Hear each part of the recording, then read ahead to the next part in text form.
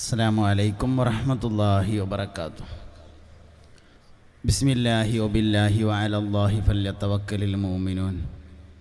اللهم اجعل كيدهم في نهورهم واكفنا شرورهم. حسبي الله وكفى سمع الله لمن دعا ليس وراء الله منتهى. حسبنا الله ونعم الوكيل. اللهم صل وسلم وبارك على حبيبك سيدنا محمد وآله وصحبه أجمعين والحمد لله رب العالمين. بمحمد المختار يا مولاي خير الأنام وسيد الشفعاء وبسيد الصديق ثم بسيدي عمر المفدى ثاني الخلفاء وبسيده عثمان ثم بسيدي زوج البتول علي ذي الهيجاء وبطلحة ثم الزبير وسعيدهم ذي المجد والآلاء وبابن عوف من سما فلك الللا وأبي أبيدة سيد الأمناء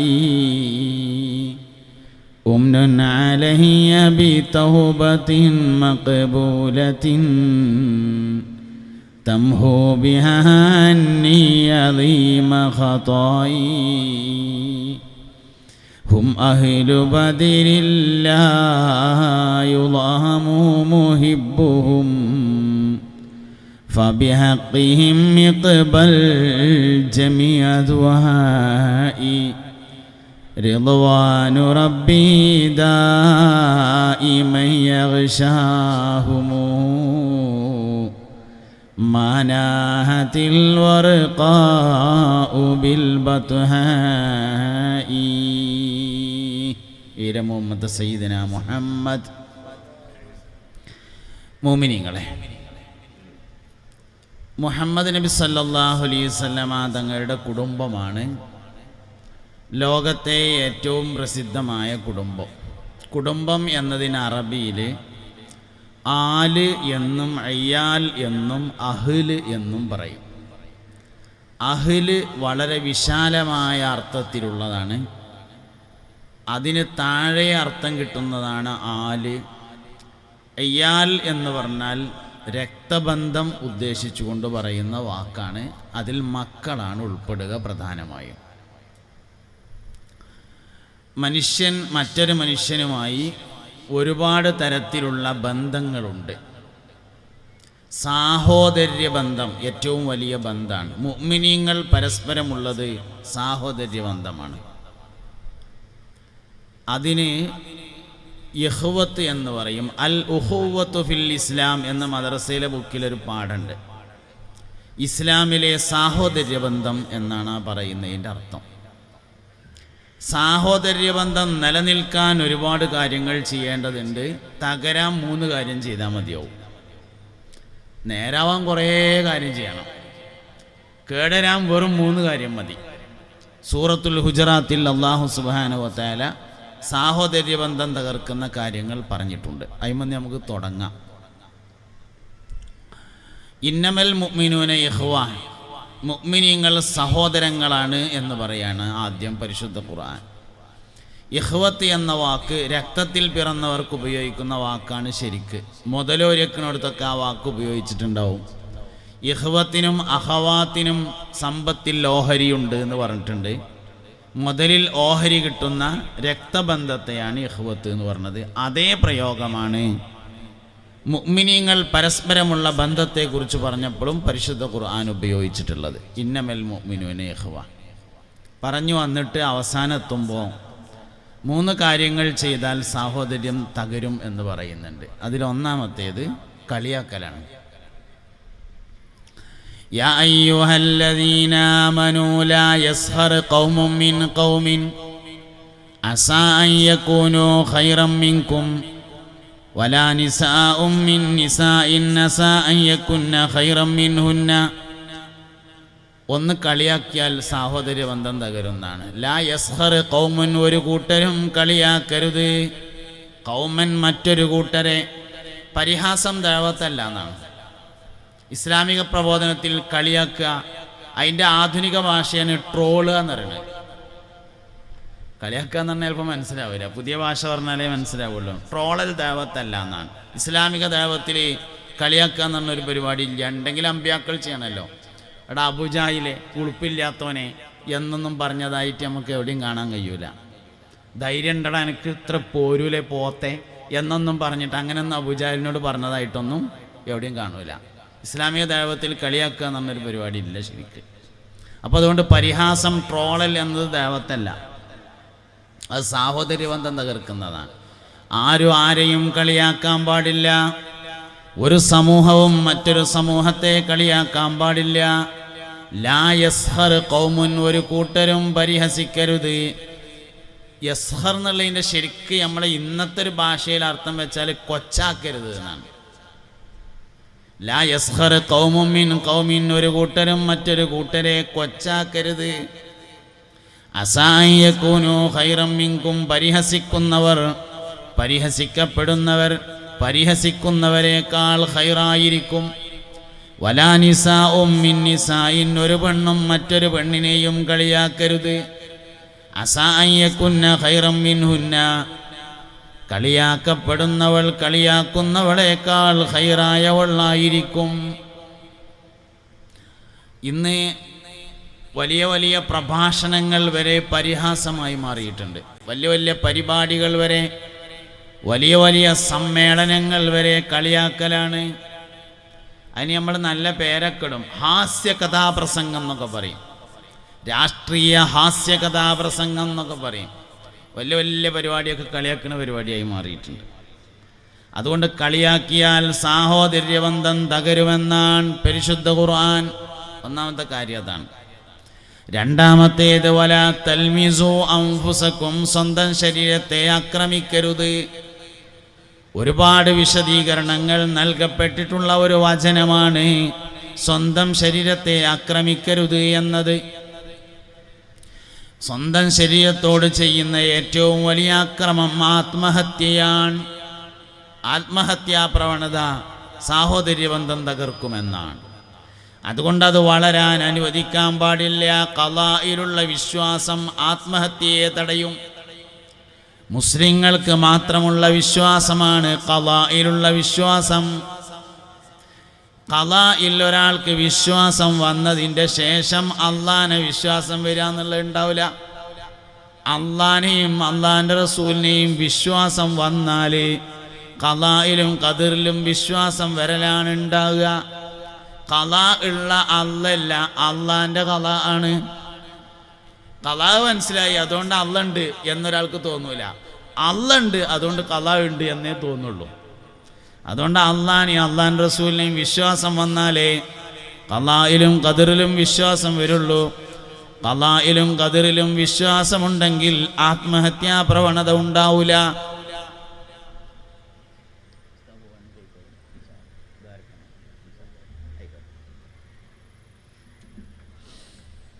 അപ്പോൾ സ്വന്തം ശരീരത്തോട് ചെയ്യുന്ന അക്രമം അതാണ് ഒന്ന് ആത്മഹത്യ എന്ന് പറയുന്നത്. ഇങ്ങനെ സ്വന്തം ശരീരത്തോട് ഒരുപാട് ആക്രമണങ്ങളുണ്ട് എന്നാണ്. വൃത്തിയില്ലാതെ നടക്കുക സ്വന്തം ശരീരത്തോട് ചെയ്യുന്ന അക്രമമാണ്. രോഗമുണ്ടാവുമ്പോൾ മരുന്ന് കഴിക്കാതിരിക്കുക സ്വന്തം ശരീരത്തോട് ചെയ്യുന്ന അക്രമമാണ്. തവക്കുലിൻ്റെ വലിയ അയലാമർത്തബയിലുള്ള ആളുകളെ കുറിച്ചല്ല ഞാൻ പറഞ്ഞത്. അങ്ങനത്തെ ആൾക്കാരുണ്ട്. സിദ്ദീഖ് റളിയല്ലാഹു അൻഹു ഒരു ദിവസം പനി ഉണ്ടായി എന്നാണ്. പനി ഉണ്ടായപ്പോൾ മൂപ്പരോട് ആൾക്കാർ ചെന്നിട്ട് പറഞ്ഞു, ഒന്ന് പോയിട്ട് ഡോക്ടറെ കാണല്ലേ എന്ന് ചോദിച്ച്. അതിൽ മൂപ്പർ പറഞ്ഞു, ഞാൻ ഡോക്ടറെ കണ്ടിട്ട് വരികയാണ് പറഞ്ഞു. അപ്പോൾ ആൾക്കാർ ചോദിച്ചു, എന്തേ ഡോക്ടർ പറഞ്ഞതെന്ന് ചോദിച്ചു. അതിൽ പറഞ്ഞു, ഞാൻ എനിക്കിഷ്ടമുള്ള മാതിരിയൊക്കെ കാട്ടുമെന്ന് പറഞ്ഞിട്ടുണ്ട് പറഞ്ഞു. അള്ളാനെയാണ് മൂപ്പര് ഉദ്ദേശിക്കണത്. അപ്പം അങ്ങനെ തവക്കുലിൻ്റെ വല്ല മർത്തബയിലുള്ള ആൾക്കാരെ പറ്റിയിട്ടല്ല ഞാൻ ഈ പറയണത് കേട്ടോ. ദണ്ണുണ്ടാകുമ്പോൾ മരുന്ന് കഴിക്കണം, വിശക്കുമ്പോൾ ഭക്ഷണം കഴിക്കണം. കഴിക്കാതിരിക്കുന്നത് സ്വന്തം ശരീരത്തോട് ചെയ്യുന്ന അക്രമാണ്. മൂത്രമൊഴിക്കാൻ മുട്ടിയാൽ മൂത്രമൊഴിക്കണം, അല്ലെ പിന്നെ കുറച്ച് കഴിഞ്ഞാൽ കിഡ്നിയൊക്കെ ടെസ്റ്റ് ചെയ്യേണ്ടി വരുന്നതാണ്. മൂത്രം എന്ന നിഅമത്താണത്രേ മനുഷ്യൻ ഏറ്റവും കൂടുതൽ നിഷേധത്തോടുകൂടെ കാണുന്ന നിഅമത്ത് എന്നാണ്. മനുഷ്യൻ ഏറ്റവും നിഷേധത്തോടു കൂടെ രാത്രി 1:30 മണിക്ക് വേങ്ങര അങ്ങാടിയിൽ ബസ് സ്റ്റാൻഡിൻ്റെ അടുത്ത് കോയപ്പാപ്പാൻ്റെ മക്ബറിൻ്റെ അടുത്ത് വന്നാൽ 1.5 ലക്ഷം റുപ്യ തരാമെന്ന് ഒരാൾ പറഞ്ഞാൽ മൊബൈൽ അലാറം വെച്ചിട്ട് പോയി കാത്തുക്കും. അതേ സമയത്ത് ഒരു 1.5 മണിക്കൊന്ന് മൂത്രമൊഴിക്കാൻ മുട്ടിയാൽ പണ്ടാറ മൂത്രമൊഴിക്കാൻ മുട്ടിയിട്ട് എന്ന് പറയും. എന്തേ? 1.5 ലക്ഷം നിയമത്താണ്. മൂത്രമൊഴിക്കാൻ മുട്ടൽ നമുക്ക് നിയമത്തല്ല. അതാണ് കാരണം. നിയമത്തൊക്കെ സ്വീകരിക്കാൻ നമ്മൾ റെഡിയാണ്. 2 ലക്ഷം റുപ്യ നമുക്ക് നിയമത്താണ്. 3 കോടി റുപ്യ ഉണ്ടായാലും ഒരു തുള്ളി മൂത്രം ഉണ്ടാക്കാൻ കഴിയൂല. ഡയാലിസിസ് ചെയ്യാന്ന് പറഞ്ഞാൽ മൂത്രം ഉണ്ടാക്കല്ല, രക്തത്തിൽ നിന്ന് ദുഷിച്ച നീരിനെ കുത്തിയെടുത്ത് കളയുന്ന പരിപാടിയാണ് ഡയാലിസിസ് എന്ന് പറഞ്ഞത്. മൂത്രം ഉണ്ടാക്കാൻ അള്ളാൻ്റെ മെഷീൻ തന്നെ ഉള്ളൂ. അതുകൊണ്ട് മനുഷ്യൻ നിഷേധിക്കുന്ന നിഅമത്തുകളിലെ ഏറ്റവും പ്രധാനപ്പെട്ട നിഅമത്ത് മൂത്രമെന്ന നിഅമത്താണ് എന്നാണ്. അങ്ങനെ ഒരുപാട് നിഅമത്തുകളെ നമ്മൾ നിഷേധിച്ചു കൊണ്ടിരിക്കുന്നുണ്ടെന്നാണ്.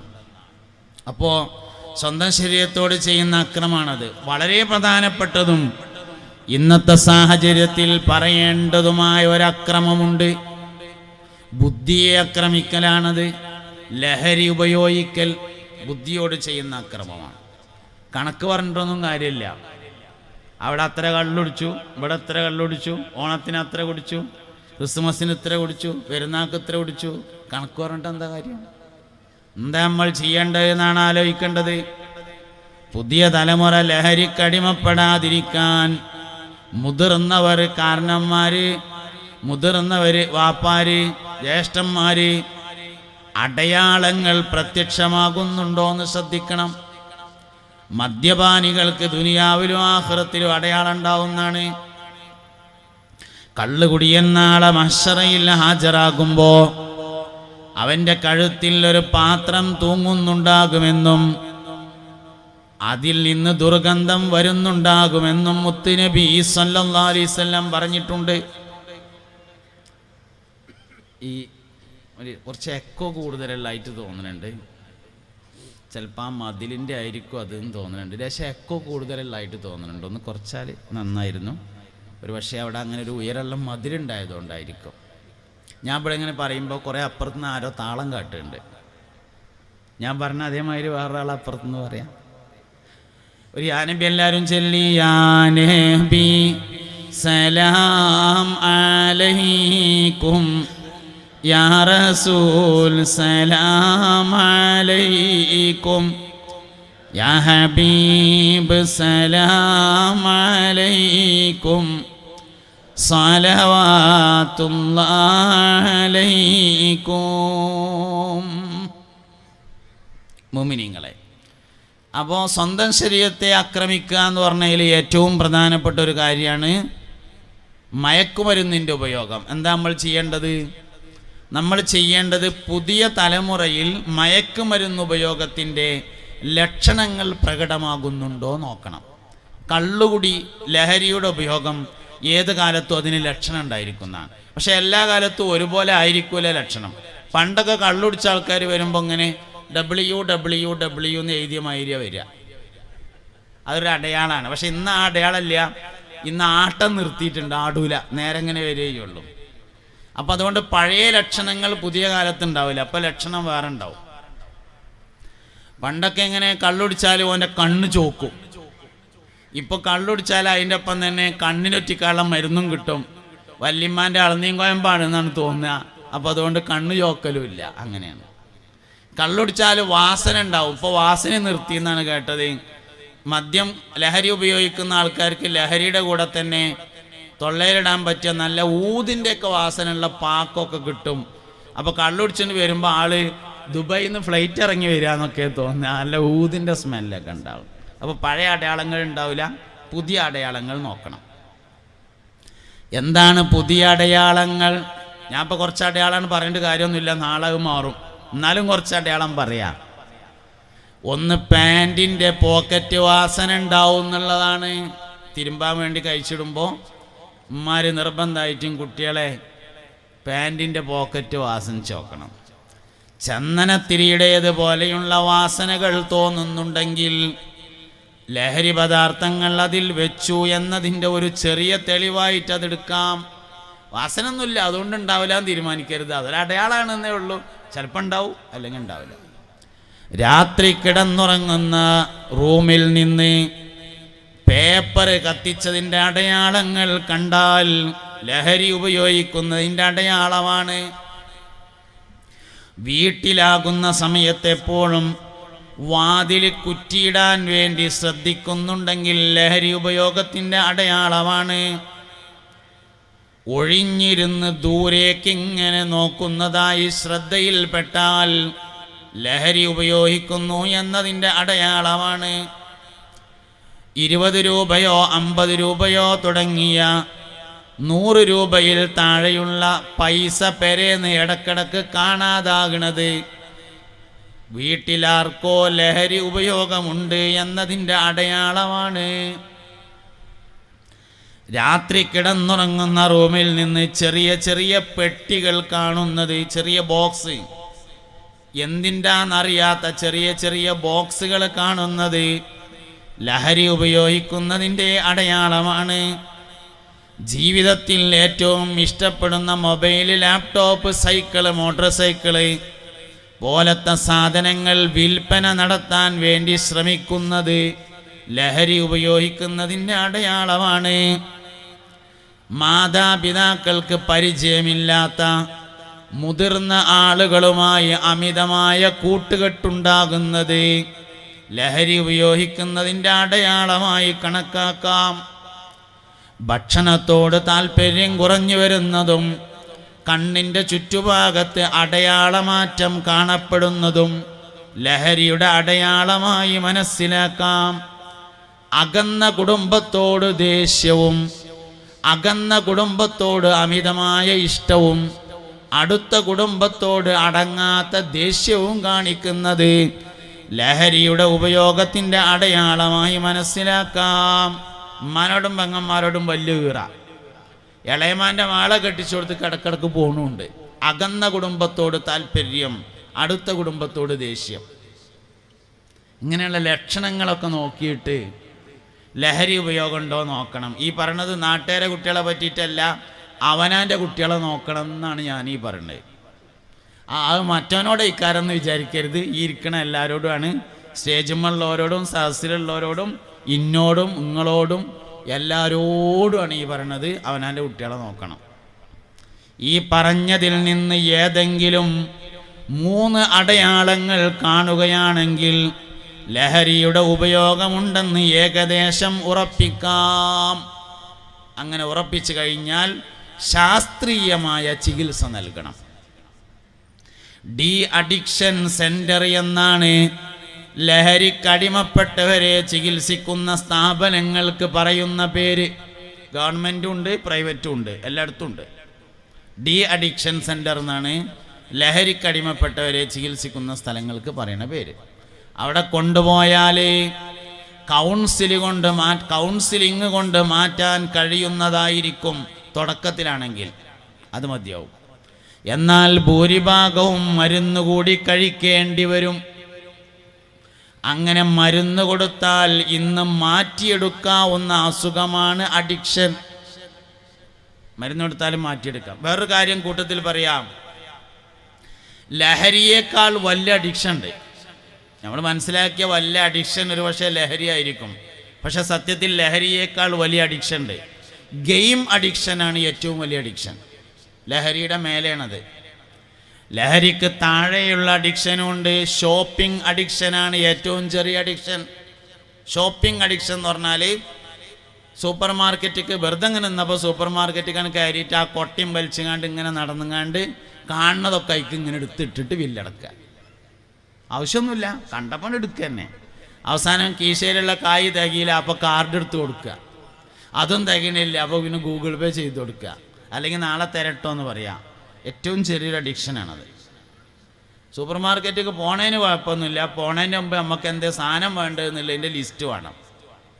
എന്നിട്ട് പോയിട്ട് ആവശ്യമുള്ള സാധനം വില കുറഞ്ഞതും ക്വാളിറ്റി ഉള്ളതും നോക്കി തിരഞ്ഞെടുക്കണം. വില കുറയണം, അത് നമ്മളെ സാമ്പത്തികത്തിൻ്റെ ഭാഗമാണ്. അതേ സമയത്ത് ക്വാളിറ്റിയിൽ കോംപ്രമൈസ് ഉണ്ടാകാൻ പാടില്ല എന്നാണ്. ക്വാളിറ്റിയിൽ കോംപ്രമൈസ് ചെയ്താൽ ജീവിതത്തിൻ്റെ നിലവാരം കുറയുമെന്നാണ്. ക്വാളിറ്റി ഉള്ള വസ്തുക്കൾ ഉപയോഗിക്കുന്ന ആൾ ക്വാളിറ്റി ഉള്ള ആളായിരിക്കും. ക്വാളിറ്റി കുറഞ്ഞ വസ്തു ഉപയോഗിക്കുന്ന ആൾ ക്വാളിറ്റി കുറഞ്ഞ ആളും ആയിരിക്കുമെന്നാണ്. അതുകൊണ്ട് ക്വാളിറ്റിയിൽ നിലവാരത്തിൽ കോംപ്രമൈസ് ചെയ്യാൻ പാടില്ല, വിലയിൽ കോംപ്രമൈസ് ഉണ്ടാവും വേണം. കാരണം അത് നമ്മളെ സാമ്പത്തികത്തെ ബാധിക്കും. അപ്പം അങ്ങനെ. അപ്പോൾ ഏറ്റവും ചെറിയ അഡിക്ഷൻ ഷോപ്പിംഗ് അഡിക്ഷനാണ്. ഏറ്റവും വലിയ അഡിക്ഷൻ ഗെയിം അഡിക്ഷനാണ്. അതിൻ്റെ ഇടയിലാണ് ശരിക്ക് ലഹരി അഡിക്ഷൻ ഉള്ളത്. അതേസമയത്ത് ഇന്നത്തെ സമൂഹത്തെ ഏറ്റവും കൂടുതൽ ബോധവൽക്കരിക്കേണ്ടത് ലഹരി അഡിക്ഷനെ കുറിച്ചാണ് എന്ന് മാത്രം. അത് ബുദ്ധിയെ താറുമാറാക്കും. അത് ബുദ്ധിയെ താറുമാറാക്കുന്നതാണ്. അപ്പോൾ സ്വന്തം ശരീരത്തോട് ചെയ്യുന്ന അക്രമം എന്നതിന് ഒരുപാട് വിശദീകരണങ്ങളുണ്ട്. അതിലേറ്റവും പ്രധാനപ്പെട്ട ഒരു വിശദീകരണമാണ് ലഹരി ഉപയോഗിക്കുക എന്ന് പറഞ്ഞത്. മുഅ്മിനീങ്ങൾ മുസ്ലിങ്ങൾ പരസ്പരമുള്ള സാഹോദര്യബന്ധം തകരാൻ 3 കാരണങ്ങളാണ്. ഒന്ന് കളിയാക്കലാണ്, രണ്ടാമത്തേത് സ്വന്തം ശരീരത്തെ ആക്രമിക്കലാണ്, ഇനി മൂന്നാമത്തേത് പറയാം. മൂന്നാമത്തേതാണ് വളരെ പ്രധാനപ്പെട്ടത്. വലാ തൽമിസു അൻഫുസകും വലാ തനാബസു ബിൽ അൽഖാബ്. നിങ്ങളാരും നിങ്ങളുടെ സഹോദരങ്ങളുടെ ടൈറ്റ് പേര് വിളിക്കരുതേ. എൻ്റെ വക ഒന്നുമില്ല കേട്ടോ, ഖുർആൻ ഓതി അർത്ഥം വെച്ചതാണ്. നിങ്ങൾക്ക് ഇന്നോട് ഈറൊടിച്ചിട്ട് ഒരു കാര്യമില്ല, ഇന്നോട് ദേഷ്യം വന്നിട്ട് കാര്യമൊന്നുമില്ല. ഖുർആൻ ഓതി അർത്ഥം വെച്ചതാണ്. വലാ തനാബസു അൻഫുസക് വലാ തനാബസു ബിൽ അൽഖാബ്. മുഅ്മിനീങ്ങൾക്കിടയിലുള്ള സാഹോദര്യ ബന്ധം തകർക്കും ടൈറ്റ് പേര് വിളിച്ചാൽ. ഇന്ന് നമുക്കിടയിൽ ചില ആളുകളുടെ ഒറിജിനൽ പേര് എന്താണെന്ന് പോലും അറിയാത്ത തരത്തിൽ ടൈറ്റ് പേര് വ്യാപകമാണ്. ഓമന പേരല്ല ഉദ്ദേശിച്ചത് കേട്ടോ, അത് വിളിച്ചോളി, കുഴപ്പമൊന്നുമില്ല. സ്ഥാനപ്പേരും അല്ല ഉദ്ദേശിച്ചത്, അതും വിളിച്ചോളി, അതിനും കുഴപ്പമില്ല. സ്ഥാനപ്പേരല്ല ഇവിടെ ഉദ്ദേശിച്ചിട്ടുള്ളത്. ലഖബലം എന്ന് പറഞ്ഞാൽ സംഗതിയിൽ ഓമനപ്പേരാണ്. പക്ഷെ ഇവിടുത്തെ ഉദ്ദേശം ഓമനപ്പേരല്ല, അതിന് കുഴപ്പമില്ല. കുഞ്ഞുട്ടിയോലേരെന്ന് വിളിക്കണതിന് കുഴപ്പമൊന്നുമില്ല, കുഞ്ഞാപ്പുവാജി എന്ന് വിളിക്കണതിന് കുഴപ്പമില്ല. അത് ഓമനപ്പേരാണ്. വിളിക്കുന്ന ആൾക്കും കേൾക്കുന്ന ആൾക്കും സന്തോഷം ഉണ്ടെങ്കിൽ ഒരു വിരോധമില്ല. അല്ലെങ്കിലും പേര് വിളിക്കുമ്പോൾ വിളിക്കണവന് ഇഷ്ടപ്പെട്ട പേരല്ല വിളിക്കേണ്ടത്, കേൾക്കണവന് ഇഷ്ടമുള്ള പേരാ വിളിക്കേണ്ടത്. വിളിക്കുന്ന ആൾക്ക് എന്തെല്ലാം ഇഷ്ടമുണ്ടാവും. വിളിക്കുന്നവന് ഇഷ്ടപ്പെട്ട പേരിനെയല്ല നല്ല പേരെന്ന് പറയുന്നത്. കേൾക്കുന്നവന് കേൾക്കാൻ ഇഷ്ടമുള്ള പേരാണ് നല്ല പേര്. ഒരു മനുഷ്യൻ്റെ വ്യക്തിത്വത്തിലേക്ക് കയറി ചെല്ലാനുള്ള കോണിപ്പടിയാണ് അവൻ്റെ പേരെന്നാണ്. ഏതൊരു മനുഷ്യൻ്റെയും വ്യക്തിത്വത്തിലേക്ക് കയറി ചെല്ലാൻ അവൻ്റെ പേര് സഹായിക്കുമെന്നാണ്. അപ്പം നമ്മളെല്ലാവരും കൂടി ഇവിടെ അങ്ങനെ ഇരിക്കുകയാണ്. നിങ്ങളെല്ലാവരും 3ാം ക്ലാസ്സുകാരാണെന്ന് വിചാരിച്ചോളി, ഞാൻ 3ാം ക്ലാസ്സിലെ ഉസ്താദുമാണ്. അങ്ങനെ വിചാരിക്കുക, അതിന് കുഴപ്പമൊന്നുമില്ലല്ലോ. നിങ്ങളെല്ലാവരും ഇപ്പം 3ാം ക്ലാസ്സിലാണല്ലോ, ഞാൻ 3ാം ക്ലാസ്സിലെ ഉസ്താദാണ്. അപ്പോൾ 3ാം ക്ലാസ്സിലെ ഉസ്താദ് കുട്ടികളോട് പറയാണ്, ഒരു ഗ്ലാസ് പച്ചവെള്ളം കൊണ്ടുവരീന്ന് പറഞ്ഞു. അപ്പോൾ പറഞ്ഞു, ആരേലും ഒരാൾ പോയിട്ട് ഒരു ഗ്ലാസ് പച്ചവെള്ളം കൊണ്ടുവരീന്ന് പറഞ്ഞാൽ ആരും നീച്ചൂല. എല്ലാവരും കരുതും അത് മറ്റം പോയിക്കോളും, ആരേലും ഒരാളല്ലേ അതോ പോയിക്കോളും. അതേ സമയത്ത് അബ്ദുറഹ്മാൻ പോയിട്ട് ഒരു ഗ്ലാസ് വെള്ളം കൊണ്ടുവരീന്ന് പറഞ്ഞാൽ അബ്ദുറഹ്മാൻ എഴുന്നേൽക്കലും പോകലും നിർബന്ധമാകും. ഒരു മനുഷ്യൻ്റെ വ്യക്തിത്വത്തിലേക്ക് കയറി ചെല്ലാനുള്ള കോണിപ്പടിയാണ് അയാളുടെ പേര്. പരിചയപ്പെടുന്ന ആളുകളുടെ ഒക്കെ പേര് ചോദിക്കണം എന്നാണ്. പേര് ചോദിച്ച ആളുകളെ മഹ്ശറയിൽ കണ്ടുമുട്ടുമെന്നാണ്. ചിലപ്പോൾ നമുക്ക് ഓർക്കാൻ പറ്റിക്കോണമെന്നൊന്നുമില്ല. എല്ലാവരും കൂടിയും പേരെങ്ങനെ ആലോചിക്കാം. എനിക്ക് തീരെ കഴിയാത്തൊരു പരിപാടിയാണ്. ഒരിക്കൽ കണ്ട ആളെ പിന്നെ ഒരിക്കൽ കാണുമ്പോൾ ഓർമ്മ ഉണ്ടാവില്ല. ആയത്തും ഹദീസൊന്നും മറക്കൂല, പക്ഷെ ആൾക്കാരെ മറക്കും. പിന്നെ ഗൾഫിലൊക്കെ ചെന്നാൽ ചില ആൾക്കാർ 2-3 ദിവസമൊക്കെ ഓരോ വണ്ടിയിൽ നടന്നിട്ടുണ്ടാവും. പിന്നെ കുറച്ചേരം കഴിഞ്ഞിട്ട് കാണുമ്പോൾ ആളെ ഓർമ്മ ഉണ്ടാവില്ല. നിങ്ങൾക്ക് ഇന്നെ അറിയില്ലേ എന്ന് ചോദിക്കും. ശരിക്കും പരിചയപ്പെടാൻ നിങ്ങൾക്ക് ഇന്ന അറിയില്ലെന്ന് ചോദിക്കാൻ പറ്റൂല എന്നാണ്. ഞാൻ ഇന്ന ആളാന്ന് പറയാണ് വേണ്ടത്. ശരിക്ക് ഒരാളെ നമ്മൾ കാണുമ്പോൾ കുറച്ചാലായിട്ട് തന്നെ കണ്ടിട്ടെന്ന് വെച്ചാൽ ശരിക്ക് അസ്സലാമു അലൈക്കും ഇന്ന മനസ്സിലായോ എന്നല്ല ചോദിക്കേണ്ടത്. പിന്നെ അസ്സലാമു അലൈക്കും ഞാൻ സാലിം ഫൈസിയാണ് എന്നാണ് പറയേണ്ടത്. അതാണ് ശരിയായ പരിചയപ്പെടൽ. കുറേ ഗൾഫീർ പ്രത്യേകിച്ച് എന്ത് ചെയ്യും, അസ്സലാമു അലൈക്കും മനസ്സിലായില്ലേ എന്ന്. ഇല്ല മനസ്സിലായില്ല, നിങ്ങൾക്കൊന്നും ഇപ്പം മനസ്സിലാവൂലേ എന്ന്. അങ്ങനെയൊന്നും പറയേണ്ട ആവശ്യമില്ലല്ലോ. എന്താ ഞാൻ ഇന്ന ആളാന്നാണ് പറഞ്ഞാൽ കുറേ എന്തേലും വെറുതെ മനുഷ്യന്മാരെ അടങ്ങാറാക്കേണ്ട കാര്യം എന്താ? അതിൻ്റെ ആവശ്യമില്ല. അങ്ങനെയല്ല പരിചയപ്പെടേണ്ടത്. സ്വന്തത്തെ ആദ്യം പരിചയപ്പെടുത്തണം. ഞാൻ ഇന്ന ആളാണ് എന്ന് പറയാൻ ഒരാൾക്ക് കഴിയുക, അത് വലിയൊരു സംഭവമാണ്. അപ്പം എന്താ വെച്ചാൽ പേരിനെ പറ്റി പറഞ്ഞതാണ്. ഏതൊരു മനുഷ്യൻ്റെയും വ്യക്തിത്വത്തിലേക്ക് കയറി ചെല്ലാൻ അവൻ്റെ പേര് സഹായകമാകുമെന്നാണ്. അത് വാപ്പട്ട പേര്. പിന്നെ സ്ഥാനപ്പേര് വിളിക്കുക. പിന്നെ വിളിക്കുകയാണെങ്കിൽ ഫൈസി എന്ന് ചുരുക്കി വിളിക്കുക, സ്ഥാനപ്പേരാണത്, അത് വിളിക്കുക. അതേപോലെ ഓമനപ്പേരും വിളിക്കാവുന്നതാണ്. പക്ഷെ ഇപ്പറഞ്ഞ പേര് അതൊന്നുമല്ല, നമ്മളായിട്ടിട്ട പേര് അതുണ്ടാവും ചിലത്. 4ാം ക്ലാസ് പഠിക്കണ സ്കൂൾ പഠിക്കണ കുട്ടി ഒരു ദിവസം സ്കൂളിട്ട് വന്നപ്പോൾ വാപ്പാട് പറഞ്ഞു, വാപ്പാ ഞങ്ങളെ ഹെഡ്മാഷ എല്ലാവരും ചേനത്തലേന്നാ വിളിക്കല്. അതിൽ വാപ്പ പറയാണ്, എന്ത് ചേനത്തലേന്നാ വിളിക്കല്? അതിൽ വാപ്പ പറഞ്ഞു കൊടുത്തു, അങ്ങനെ അയാൾക്ക് പറ്റിയ പേരെന്നാണ് അത് എന്ന്. എന്നിട്ട് ഞാൻ കുട്ടി ഇവനെ സിറാത്ത് പാലം കിടക്കണ സമയത്ത് കയ്യമ്മ പിടിച്ചും കണ്ട് മണ്ടണത്തരെ. ഏത് ഗുരുനാഥനെ ചേനത്തല എന്ന് വിളിച്ച ആ കുട്ടി നടക്കുക പരിപാടി. അതപ്പം തന്നെ തിരുത്തണം. മോനെ ആര് വിളിച്ചാലും വാപ്പാൻ്റെ കുട്ടി വിളിക്കരുത് കിട്ടുമോ എന്ന് അപ്പം തന്നെ പറയാൻ വേണ്ടി പറ്റണം.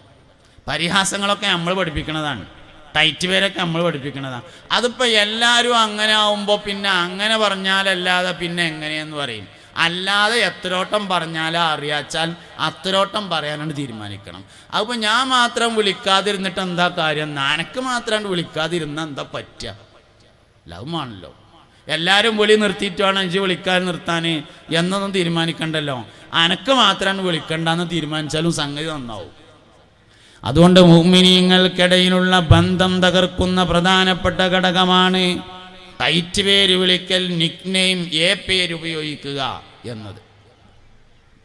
അതുകൊണ്ട് ബിഇസൽ ഇസ്മുൽ ഫുസൂഖു ബഅദൽ ഈമാൻ, ആ പേര് വളരെ ചീത്തയുമാകുന്നു, ഈമാനിന് ശേഷം ചെയ്യുന്ന തമ്മാടിത്തരവുമാകുന്നു. തമ്മാടിത്തരാണത് എന്നാണ് പരിശുദ്ധ ഖുർആൻ പറഞ്ഞത്, ടൈറ്റ് പേര് വിളിക്കൽ.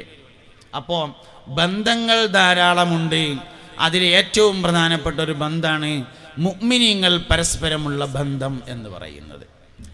വേറൊരു ബന്ധമാണ് മാതാപിതാക്കളും മക്കളും തമ്മിലുള്ള ബന്ധം.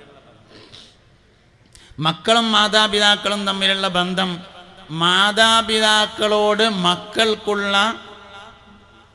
കൊടുക്കുക. ബാക്കിൽ നിന്ന് ഇങ്ങോട്ട് കൊടുത്തോളി കേട്ടോ, വെള്ളം ബാക്കിൽ നിന്ന് ഇങ്ങോട്ട് കൊടുത്തോളി. ബക്കറ്റ് പിരിവാണല്ലേ നമുക്ക്, അതും അതിൻ്റെ ഇടയിൽ നടന്നോട്ടെ. ചിലപ്പോൾ ഓരോരുത്തർ ഇങ്ങനെ നീച്ചു പോയാൽ ഓലരുന്ന് കായിട്ടൂല. അപ്പം അതുകൊണ്ട് ബക്കറ്റ് പിരിവും ആ വെള്ളത്തിൻ്റെ കൂടെ നടന്നോട്ടെ. ഏതായാലും ഇപ്പോൾ ഒരു കലപോലെ ഉണ്ടാവും, ആ കൂട്ടത്തിൽ രണ്ടും കഴിഞ്ഞു ആയിക്കോട്ടെ. അപ്പോൾ കായ് എടുത്ത് കൈ പിടിച്ചോളി, അതിൻ്റെ ഒപ്പം വെള്ളം കിട്ടുമോ വാങ്ങിയിട്ട് കുടിക്കുകയും ചെയ്താളി ട്ടാ. ഇൻഷാ അല്ലാഹ് രണ്ടും നടന്നോട്ടെ. അന്ത ഉമ്മുൻ ചൊല്ലി, അന്ത ഉമ്മുൻ അം അബുൻ മാ റഅയ്നാ ഫീഹിമാ മിസ്ല ഹുസ്നിക ഖത്തു യാ സയ്യിദി ഖൈറൻ നബി ലാ ഇലാഹ ഇല്ലല്ലാഹു ലാ ഇലാഹ ഇല്ലല്ലാഹ് ലാ ഇലാഹ ഇല്ലല്ലാഹു മുഹമ്മദുർ റസൂലുള്ളാഹ്. ശ്രദ്ധിക്കുക മുഅ്മിനീങ്ങളെ. അപ്പോൾ ബന്ധങ്ങൾ കുറേ ഉണ്ട്. ബന്ധമുള്ളവരെയാണ് ബന്ധു എന്ന് പറയുന്നത്. ബന്ധമുള്ള ആൾക്കാർക്കാണല്ലോ നമ്മൾ ഈ ബന്ധു എന്ന് പറയാം. പിന്നെ ബന്ധു എന്ന് നമ്മൾ ഇന്ന് അർത്ഥം വെക്കുന്നത് വേറെ അർത്ഥത്തിലാണ്, അതിലേക്ക് ഞാൻ വരാം. ബന്ധമുള്ള ആൾക്കാർക്കൊക്കെ ബന്ധു എന്ന് പറയും. അതിൽ വളരെ പ്രധാനപ്പെട്ട ഒരു ബന്ധമാണ് മുഅ്മിനീങ്ങൾ പരസ്പരമുള്ള സാഹോദര്യ ബന്ധം. വളരെ പ്രധാനപ്പെട്ട മറ്റൊരു ബന്ധമാണ് മാതാപിതാക്കളോട് മക്കൾക്കുള്ള ബന്ധം. മക്കൾക്ക് മാതാപിതാക്കളോടുള്ള ബന്ധം നിലനിൽക്കാൻ 10 കാര്യങ്ങൾ ചെയ്യണമെന്നാണ്. എന്നാലാണ് ബന്ധം നിലനിൽക്കുക. ഒന്നാമത്തെ കാര്യം, മാതാപിതാക്കൾക്ക് സലാം പറയലിനെ വ്യാപിപ്പിക്കണം. നമ്മളൊക്കെ പറയുന്നുണ്ട്, ഒന്നുകൂടി ഉഷാറാക്കണം എന്നാണ് പറഞ്ഞതിൻ്റെ അർത്ഥം. ഉമ്മാക്കും വാപ്പാക്കും നമ്മളൊക്കെ ഇപ്പോൾ സലാം പറയലുണ്ട്. മുമ്പത്തൊക്കെ അപേക്ഷിച്ച് സലാം പറയലൊക്കെ കൈ പിടിക്കല്ലേ, സ്റ്റേജിമുള്ളവരൊന്നൊക്കെ മേടിച്ചോളി, എൻ്റെ അല്ലാത്ത എല്ലാവരും ഒന്നും മേടിച്ചോളി, സാസൊന്നും മേടിച്ചോളി.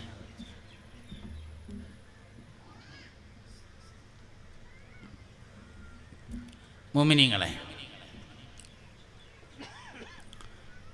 മാതാപിതാക്കളോട് മക്കൾക്കുള്ള ബന്ധം സ്ഥിരപ്പെടാൻ, ഉറച്ചു നിൽക്കാൻ 10 കാര്യങ്ങൾ ചെയ്യണം. ഒന്ന് സലാം പറയലാണ്. നമ്മളൊക്കെ ചെയ്യണ തന്നെയാണ്, ഒന്നുകൂടി ഉഷാറാക്കണം. ഞാനൊരാളെ കണ്ടിട്ടുണ്ട്, അയാൾ ഇടയ്ക്കിടയ്ക്ക് വരും. എന്തിനാന്ന് ചോദിച്ചാൽ സലാം പറയാൻ വന്നാണ് അറിയും. അങ്ങനത്തെ ഒരാൾ ഉമർ ബിൻ ഖത്താബ് റളിയല്ലാഹു അൻഹുവിൻ്റെ താരീഖിൽ അങ്ങനെ ഉണ്ട്. അങ്ങാടിയിലേക്ക് പോകാറുണ്ടായിരുന്നു. എന്തിനാ ചോദിച്ചാൽ ഒന്നിനല്ല, സലാം പറയാനെന്നാണ്. മുസ്തഫ നബി സല്ലല്ലാഹു അലൈഹി വസല്ലം തങ്ങൾ ഒരിക്കൽ പറഞ്ഞു, നിങ്ങൾ പരസ്പരമുള്ള സ്നേഹബന്ധം നിലനിൽക്കാൻ പറ്റിയ ഒരു കാര്യം ഞാൻ പറഞ്ഞു തരട്ടെയോ? അവലാ അദുല്ലുക്കും അലാ ശൈഇൻ ഇദാ ഫഅൽതുമൂഹു തഹാബബതും. നിങ്ങൾക്ക് പരസ്പരം സ്നേഹബന്ധം നിലനിർത്താൻ പറ്റുന്ന ഒരു കാര്യം ഞാൻ പറഞ്ഞു തരട്ടെയോ? സ്വഹാബത്ത് പറഞ്ഞു, ബലാ യാ റസൂലല്ലാഹ്, അള്ളാൻ്റെ റസൂലേ എന്നാ പറഞ്ഞു തരീന്ന് പറഞ്ഞു സല്ലല്ലാഹു അലൈഹി വസല്ലം. അപ്പോൾ പറഞ്ഞു, അഫ്ശുസ്സലാമ ബൈനക്കും, നിങ്ങൾക്കിടയിൽ സലാം പറയലിനെ വ്യാപിപ്പിക്കലാകുന്നു എന്ന് പറഞ്ഞു. അറിയുന്നവർക്കും അറിയാത്തവർക്കും സലാം പറയണം, എല്ലാവർക്കും സലാം പറയണം. അസ്സലാമു അലൈക്കും എന്ന അഭിവാദ്യം മുസ്ലിങ്ങൾക്കിടയിൽ പരസ്പരം പറയാനുള്ളതാണ്, അല്ലാത്തവരോട് പറയാൻ പറ്റൂല. ഇപ്പം നാളെ ഒരാൾ ചോദിച്ചു, എന്താ ഇപ്പോൾ അസ്സലാമു അലൈക്കും എന്ന് പറഞ്ഞാൽ അള്ളാൻ്റെ രക്ഷ എനിക്കുണ്ടാകട്ടെ എന്നല്ലേ? അതിപ്പോൾ എന്താ എല്ലാവരോടും പറഞ്ഞാൽ കുഴപ്പം, എല്ലാവരും കഴിച്ചിലേക്കോട്ടെ പറഞ്ഞു. അങ്ങനെയല്ല, അത് മനസ്സിലാക്കി കൊടുത്ത് ചിലർ പ്രശ്നം പറ്റിയതാണ്. അസ്സലാമു എന്ന വാക്കിൻ്റെ അർത്ഥം രക്ഷ എന്നാണ്. അതേ സമയത്ത് സലാം പറയുമ്പോൾ അസ്സലാമു അലൈക്കും എന്ന അസ്സലാമു കൊണ്ട്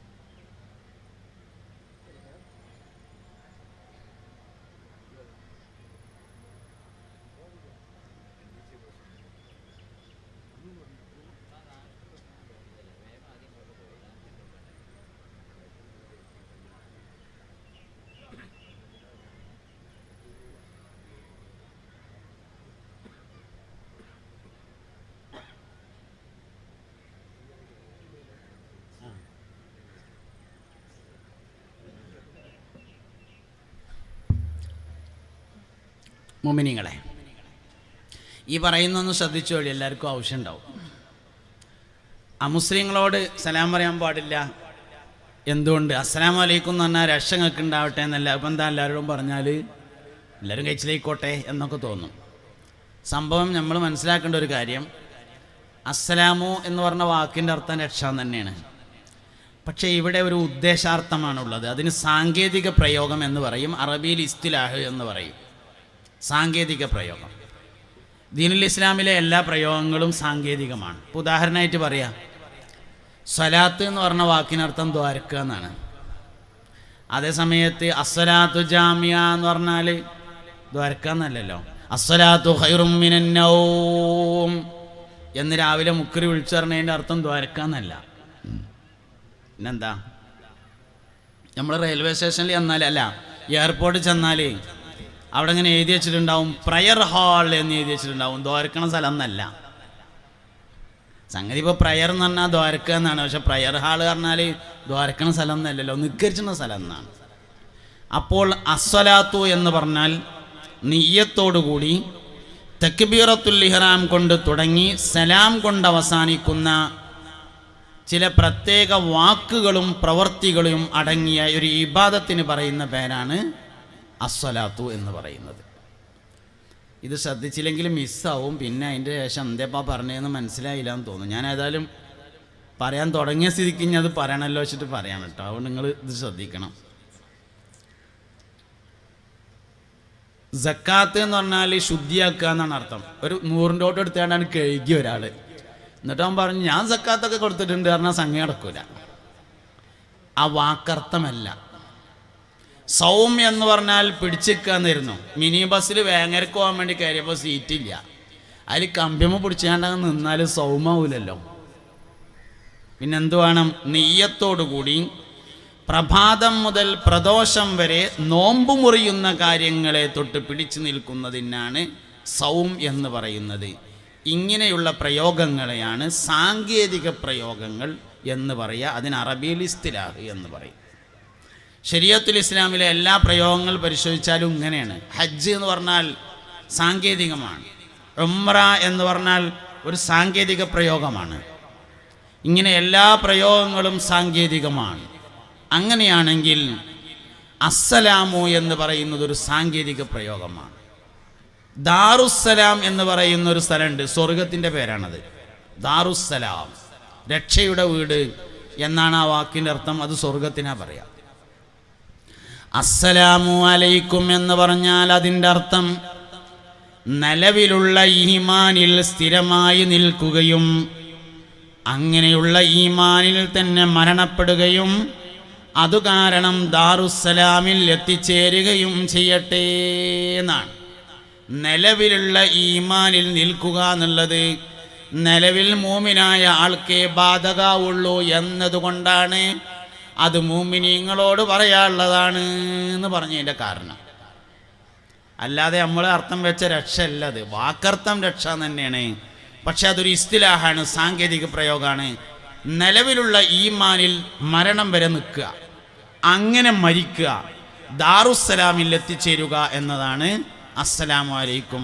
അത് നിലവിൽ മൂമിനായ ആൾക്കേ ബാധകമുള്ളൂ എന്നതുകൊണ്ടാണ് മൂമിനോട് പറഞ്ഞാൽ മതി എന്ന് പറഞ്ഞിട്ടുള്ളതിൻ്റെ കാരണം. അപ്പോൾ സലാം പറയൽ സാഹോദര്യ ബന്ധം നിലനിർത്തും.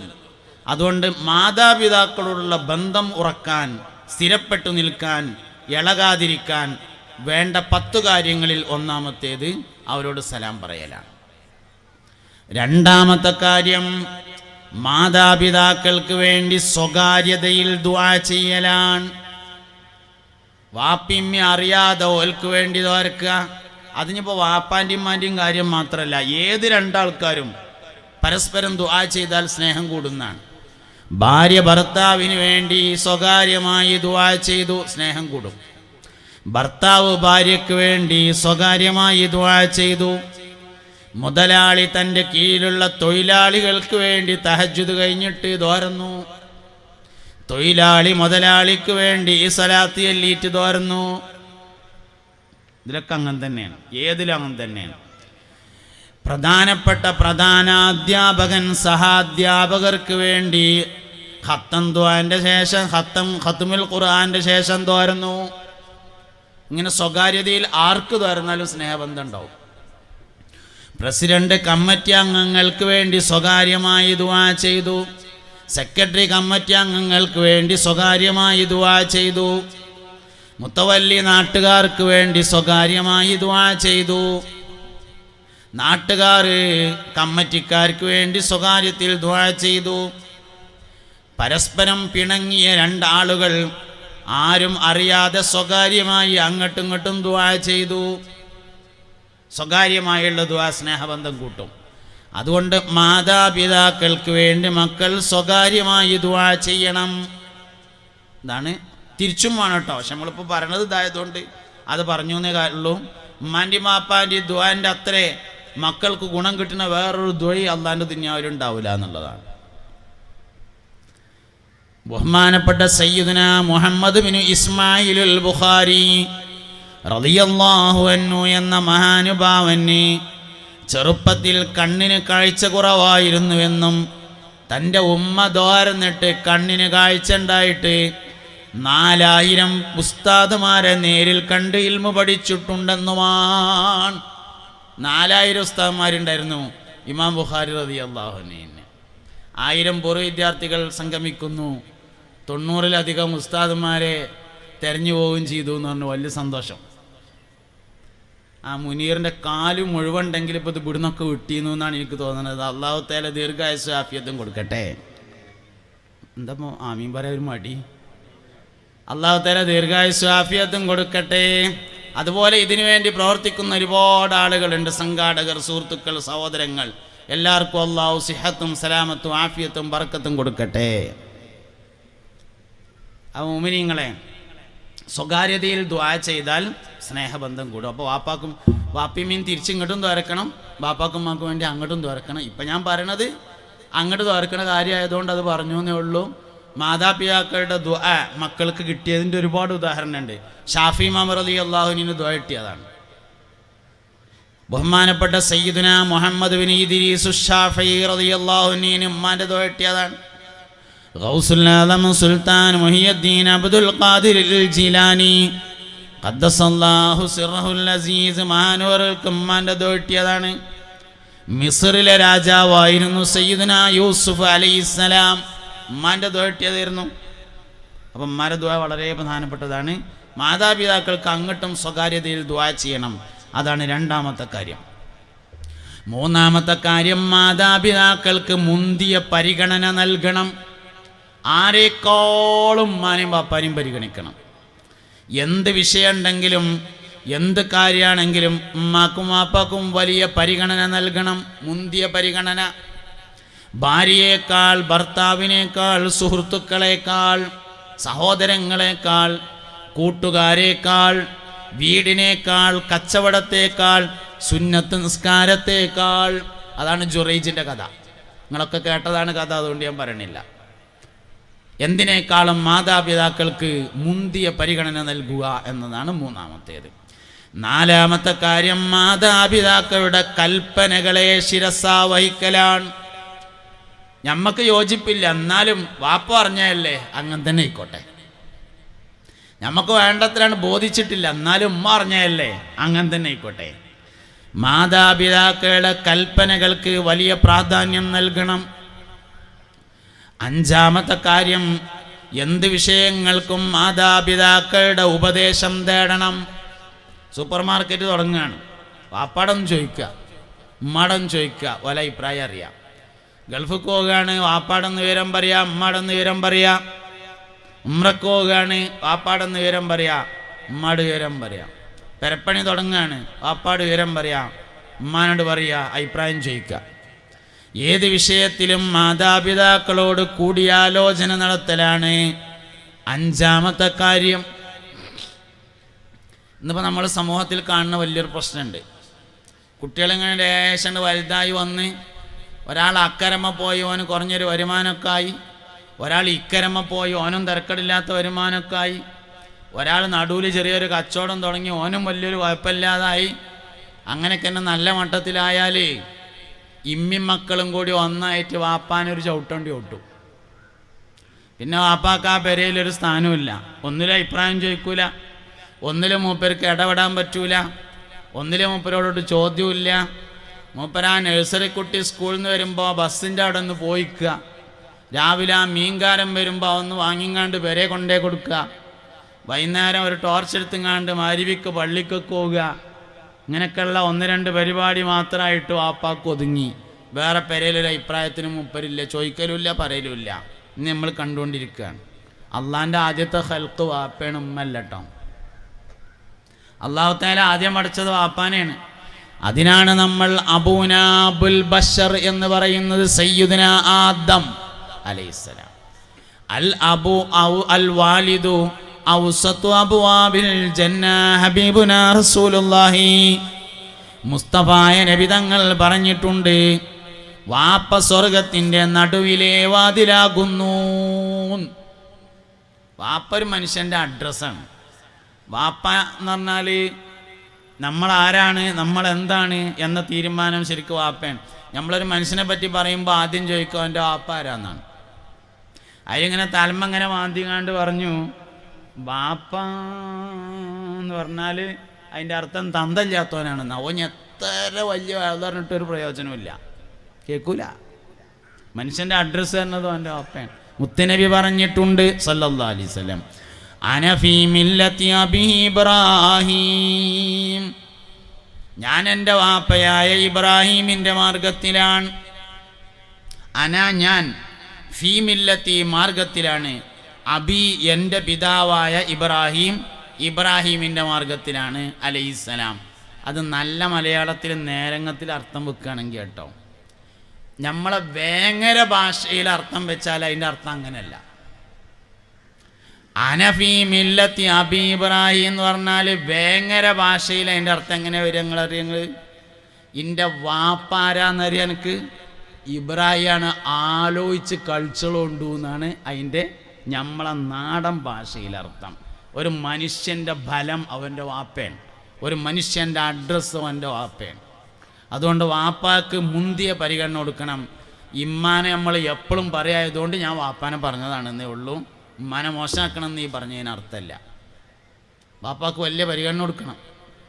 അതുകൊണ്ട് അഞ്ചാമത്തെ കാര്യം മാതാപിതാക്കളുടെ കൽപ്പനകളെ അനുസരിക്കുക എന്നതാണ്. ആറാമത്തെ കാര്യം, ജോലിയും വരുമാനവുമായി തുടങ്ങിയാൽ മാതാപിതാക്കൾക്ക് ഹദിയ കൊടുക്കണം. ഹദിയ എന്ന് പറഞ്ഞാൽ ബഹുമാനിച്ചുകൊണ്ട് നൽകുന്നതാണ്. ഉള്ളവർക്കും കൊടുക്കാം, ഇല്ലാത്തവർക്കും കൊടുക്കാം. ബാപ്പാക്ക് ഇവിടെ അങ്ങാടിയിൽ കച്ചവടമുണ്ട്, അരിക്കച്ചവടമാണ്, നല്ല വരുമാനമുണ്ട്. എന്നാലും പെരുന്നാളാവുമ്പോൾ വാപ്പ ഒരു തുണിങ്കുപ്പായെടുത്താളി ഇറങ്ങാണ്ട് ഒന്ന് കൊടുത്ത്, അതിൻ്റെ പേരാണ് ഹദിയ. ഉണ്ടെങ്കിലും കൊടുക്കണം, ഇല്ലെങ്കിൽ ഏതായാലും കൊടുക്കണം, ഉണ്ടെങ്കിലും കൊടുക്കണം. ഹദിയ ആർക്കും കൊടുക്കാൻ പറ്റും, ആർക്കും വാങ്ങാൻ പറ്റും, ആർക്കും സ്വീകരിക്കാം, ആർക്കും കൊടുക്കുകയും ചെയ്യാം. അപ്പം ഉണ്ടെങ്കിലും കൊടുക്കണം. ജോലിയും വരുമാനം, ആദ്യത്തെ ശമ്പളം കിട്ടി, ഇമ്മാക്കൊരോരി വാപ്പാക്കൊരോരി, പെരുന്നാളായി ഉമ്മാക്കൊരോരി വാപ്പ, അതിപ്പോൾ എന്തിനാ ഞാൻ കൊടുക്കണത്, ഓലത്ത് ഇഷ്ടം പോലെ ഉണ്ടല്ലോ എന്ന് ചിന്തിക്കരുത്. ഓലത്ത് ഇഷ്ടം പോലെ ഉണ്ട്, ഓല കാര്യമൊക്കെ നടക്കുന്നുണ്ട്. അനക്ക് മാതാപിതാക്കളോടുള്ള ബന്ധം ഉറക്കണോ, ഇജ് കൊടുക്കണം. ഹദിയ കൊടുക്കണതിന് വലിയ പ്രാധാന്യമാണ്. ഹദിയ വളരെയധികം പ്രോത്സാഹിപ്പിക്കപ്പെട്ടിട്ടുള്ള കാര്യമാണ്. മുസ്തഫായ നബി സല്ലല്ലാഹു അലൈഹി വസല്ലമ തങ്ങൾ ഒരു മടിയും കൂടാതെ സ്വീകരിച്ചിരുന്നതായിരുന്നു ഹദിയ. ആര് കൊടുത്താലും സ്വീകരിക്കും. മുത്തുനബിയെ സല്ലല്ലാഹു അലൈഹി വസല്ലമയെ ഒട്ടകത്തിൻ്റെ കുളമ്പ് കൊണ്ട് സൂപ്പുണ്ടാക്കിയിട്ട് ഹദിയ കൊടുത്താലും നബി തങ്ങൾ സ്വീകരിക്കാറുണ്ടായിരുന്നു. എല്ല് വാങ്ങാനുള്ള പൈസ ഇല്ല, കുളമ്പ് കൊടുന്നിട്ട് അത് തട്ടിക്കഴിച്ചങ്ങാണ്ട് അതുകൊണ്ട് സൂപ്പ് ഉണ്ടാക്കിയിട്ട് കൊണ്ടു കൊടുത്താലും ഹദിയ സ്വീകരിക്കും. അതേസമയത്ത് സ്വതക്ക സ്വീകരിക്കാറില്ല.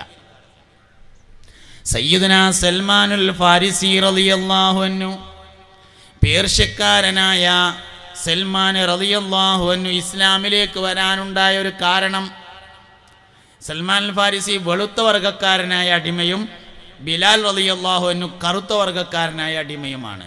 രണ്ട് അടിമകളാണ് ഇസ്ലാമിൽ വിപ്ലവം തീർത്തത്.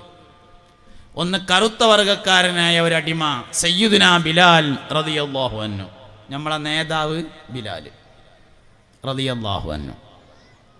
രണ്ടാമത്തേത് വെളുത്ത വർഗക്കാരനായ ഒരടിമ സയ്യിദുനാ സൽമാനുൽ ഫാരിസി റളിയല്ലാഹു അൻഹു. ഒരിക്കൽ പൂർവകാല വേദങ്ങളിൽ നിന്ന് സൽമാനുൽ ഫാരിസി അവസാന പ്രവാചകൻ സ്വതക്ക ഭക്ഷിക്കുകയില്ല എന്ന് മനസ്സിലാക്കിയിരുന്നു.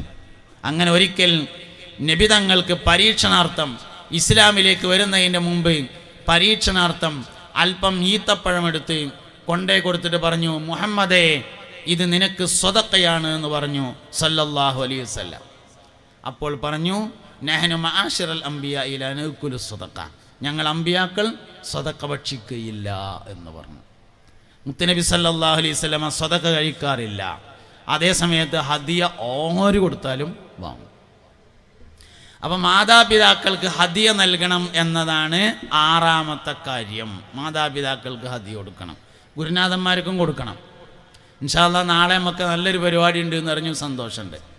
ഹദിയ കൊടുക്കണം. ഹദിയ വളരെ പ്രധാനപ്പെട്ടതാണ്. ഗൾഫിലൊക്കെ പോയി വരുമ്പോൾ ഒന്ന് പോയി കാണണം, എന്തെങ്കിലുമൊക്കെ കൊടുക്കണം. ആവശ്യമില്ലെങ്കിലും കൊടുക്കണം എന്നാണ്. ആവശ്യമുണ്ടെങ്കിൽ മാത്രം കൊടുക്കണേനല്ല ഹദിയ എന്ന് പറയാം. ആവശ്യമില്ലെങ്കിലും കൊടുക്കാം, ആർക്കും വാങ്ങാം, ആർക്കും സ്വീകരിക്കാം. മുത്തുനബിയുടെ വരുമാനം ഹദിയാണ് സല്ലല്ലാഹു അലൈഹി വസല്ലം. നബി സല്ലല്ലാഹു അലൈഹി വസല്ലം തങ്ങളുടെ ജീവിത വരുമാനം എന്തായിരുന്നു എന്നതിൽ നേരിയൊരു അഭിപ്രായ വ്യത്യാസമുണ്ട്. ഭൂരിഭാഗം ആളുകളും പറഞ്ഞിട്ടുള്ളത് ഹദിയയായിരുന്നു നബി സല്ലല്ലാഹു അലൈഹി വസല്ലമയുടെ വരുമാനം എന്നാണ്. അപ്പോൾ അതുകൊണ്ട് 6ാമത്തെ കാര്യം മാതാപിതാക്കൾക്ക് ഹദിയ കൊടുക്കലാണ്. 7ാമത്തെ കാര്യം, അല്പം ദൂരത്താണ് താമസമെങ്കിൽ ഇടയ്ക്കിടെ സന്ദർശിക്കണം. 2 പേരയിലാണ്, തറവാട്ടിൽ നിന്ന് വേറെ പോയി ഒരു പേരയിലാണ്. എല്ലാ ദിവസവും 2 നേരം പോകാൻ പറ്റുമെങ്കിൽ അങ്ങനെ ചെയ്യണം. 1 ഏതായാലും പോകണം.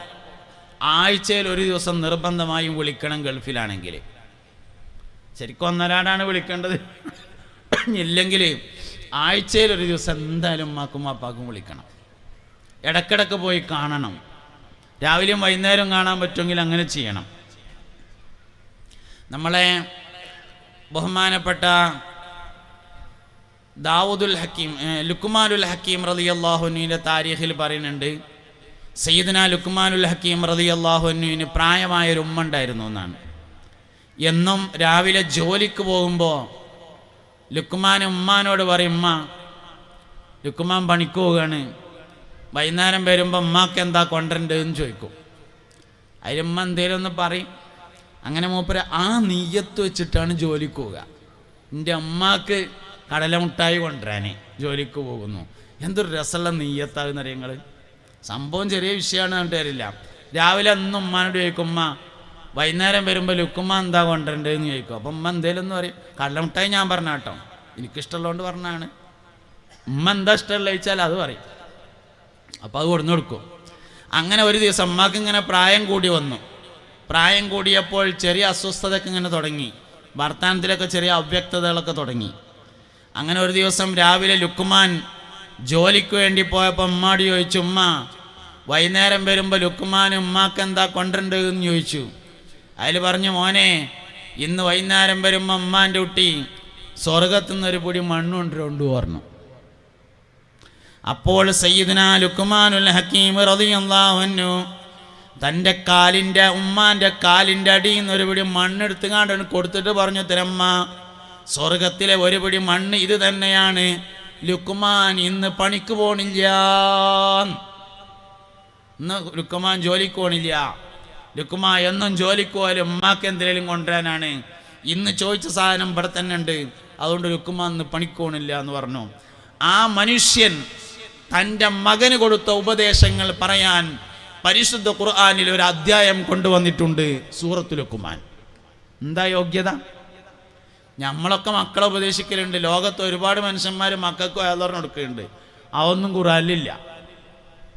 ഒരു മനുഷ്യൻ തൻ്റെ മകന് കൊടുത്ത ഉപദേശങ്ങൾ പറയാൻ വേണ്ടി പരിശുദ്ധ ഖുർആനിൽ ഒരു അധ്യായം കൊണ്ടുവന്നു, സൂറത്തുൽ ലുക്മാൻ. ആ മനുഷ്യൻ്റെ പ്രത്യേകത ഇതായിരുന്നു എന്ന് അദ്ദേഹത്തിൻ്റെ താരീഖിൽ കാണും. അതുകൊണ്ട് ഇടയ്ക്കിടെ ഉമ്മാനും വാപ്പാനും സന്ദർശിക്കണം. രാവിലെ വൈകുന്നേരം പറ്റുമെങ്കിൽ അങ്ങനെ, ദിവസത്തിലൊരിക്കൽ അങ്ങനെ, 1 എന്തായാലും വേണം. ആഴ്ചയിലൊരിക്കൽ വിളിക്കണം. അതിനായിട്ട് വരണം. ഒരു 8 ദിവസത്തെ ഒഴിവുണ്ട്, ഉമ്മാനൊന്ന് കാണാമല്ലോ എന്ന് കരുതിയിട്ട് അതിനായിട്ട് വരണം. ഗൾഫിൽ ചെന്നിട്ട് കുട്ടികളോടൊക്കെ എന്താ വർത്താനം എന്ന് ചോദിച്ചാൽ പറയും അൽഹംദുലില്ലാഹ് സുഖമാണ് പറയും. ഫാമിലിക്കൊക്കെ സുഖമല്ലേ എന്ന് ചോദിച്ചാൽ പറയും അൽഹംദുലില്ലാഹ് ഒക്കെ റാഹത്താണ്, ഫാമിലിയൊക്കെ ഇവിടെ ഉണ്ട് പറയും. ഉമ്മയൊക്കെ ഇവിടെ ഉണ്ടോ എന്ന് ചോദിച്ചാൽ പറയും ഇല്ല ഉമ്മ നാട്ടിലാണ് പറയും. ഓൻ്റെ ഫാമിലിയിൽ ഉമ്മയില്ല എന്നാണ് ഓൻ്റെ വിചാരം. നിങ്ങൾക്ക് മനസ്സിലായില്ല. നമ്മൾ ഈ ഫാമിലി എന്ന് പറഞ്ഞാൽ പെണ്ണുങ്ങളും കുട്ടികളും ഓനും മാത്രമെന്നാണ് വിചാരിച്ചത്. ഒരു പക്ഷേ ഫാമിലി എന്ന പ്രയോഗത്തിന് സാങ്കേതികമായ അങ്ങനെ ആയിരിക്കും അർത്ഥം, എനിക്കറിയില്ല. ഏതായാലും നമ്മൾ ഉദ്ദേശിക്കുന്ന ഫാമിലി പറഞ്ഞാൽ ഉമ്മയും വാപ്പിയുണ്ട്. അപ്പം അതുകൊണ്ട് മാതാപിതാക്കളെ ഇടയ്ക്കിടയ്ക്ക് സന്ദർശിക്കുക എന്നത് നമ്മൾ എപ്പോഴും ശീലമാക്കേണ്ട കാര്യം. അതാണ് മാതാപിതാക്കളും മക്കളും തമ്മിലുള്ള ബന്ധം സുദൃഢമാകുന്നതിന് ഏഴാമതായി ചെയ്യേണ്ടുന്ന കാര്യം. എട്ടാമത്തെ കാര്യം, മാതാപിതാക്കളിലൂടെ ചെന്നു ചേരുന്ന കുടുംബ ബന്ധങ്ങളെ ചേർക്കലാണ്.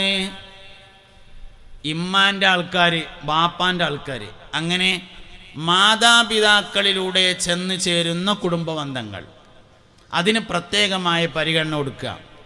എൻ്റെ ഉമ്മാൻ്റെ ഉമ്മ, ഉമ്മാൻ്റെ അളായമ്മ, ഉമ്മാൻ്റെ വാപ്പ, വാപ്പാൻ്റെ വാപ്പ, വാപ്പാൻ്റെ അളാപ്പ, വാപ്പാൻ്റെ മൂത്താപ്പ, എൻ്റെ വാപ്പാൻ്റെ അമ്മോൻ്റെ മോനാണത്. അങ്ങനെ മാതാപിതാക്കളിലൂടെ ചെന്ന് ചേരുന്ന കുടുംബങ്ങൾക്ക് പരിഗണന കൊടുക്കുക.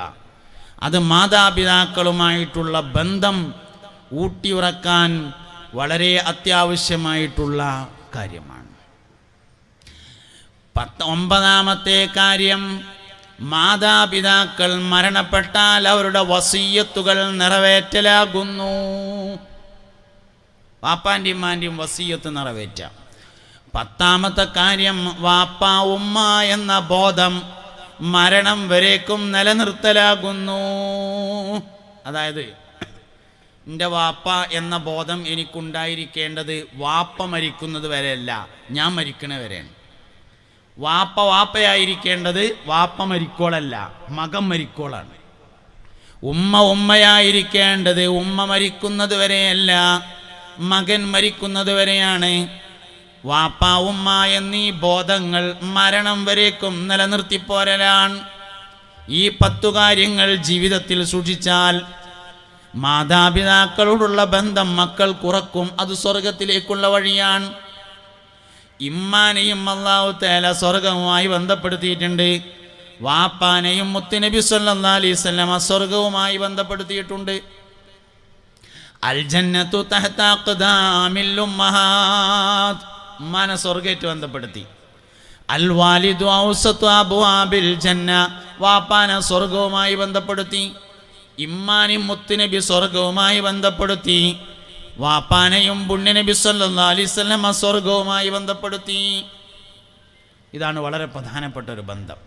ഇങ്ങൊരു ബന്ധമുണ്ട്, രക്തബന്ധം എന്ന് പറയുന്ന ബന്ധം. ജ്യേഷ്ഠന്മാർ, അഞ്ചന്മാർ, എളാപ്പാർ, മൂത്താപ്പാർ, കാരണന്മാർ, അമ്മമാർ, ഇങ്ങനെയുള്ള രക്തബന്ധം.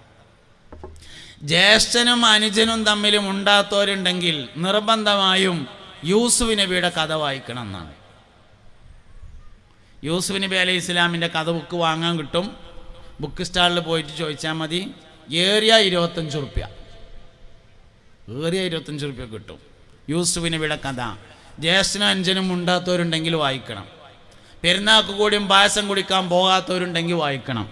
കല്യാണം പറഞ്ഞിട്ടുകൂടിയും പോകാൻ തോന്നാത്തവരുണ്ടെങ്കിൽ വായിക്കണം യൂസുഫ് നബിയുടെ കഥ.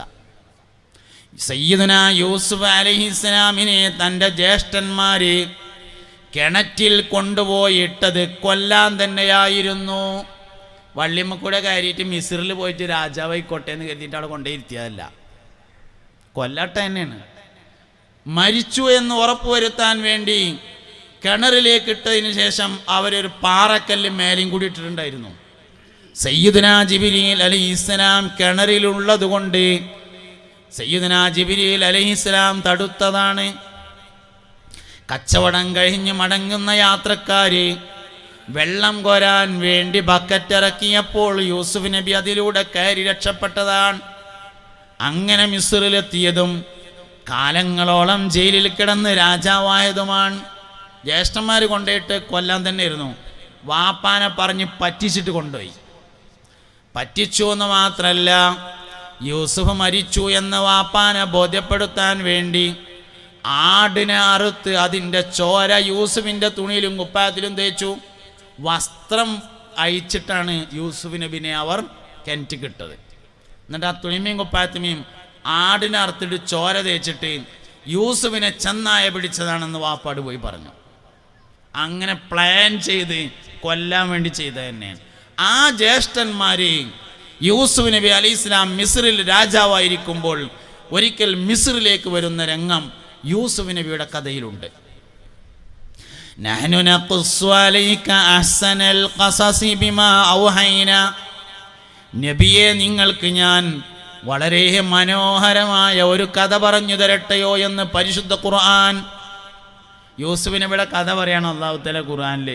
ഇങ്ങനെ പറഞ്ഞിട്ടാ തുടങ്ങുന്നത്, നബിയെ നിങ്ങൾക്ക് ഞാൻ മനോഹരമായ ഒരു കഥ പറഞ്ഞു തരാം. നഹ്നു നഖുസ്സു അലൈക അഹ്സനൽ ഖസസ്. അഹ്സനുൽ ഖസസ് എന്ന് പറഞ്ഞാൽ മനോഹരമായ രസകരമായ കഥ പറഞ്ഞു തരാം. എന്നിട്ട് ആ കഥ പറഞ്ഞു. യൂസുഫ് നബി അലൈഹി ഇസ്ലാമിനെ കിണറ്റിലിട്ട ജ്യേഷ്ഠന്മാര് മഹാനായ യൂസുഫ് നബി മിസ്രിലെ രാജാവായിരിക്കുമ്പോൾ ഒരിക്കൽ കാണാൻ വേണ്ടി വന്നു. കിണറ്റിലിട്ട ജ്യേഷ്ഠന്മാർ വന്ന ദിവസം സയ്യിദുനാ യൂസുഫ് അലൈഹിസ്സലാം തൻ്റെ രാജസിംഹാസനത്തിൽ ഇരുന്നില്ല.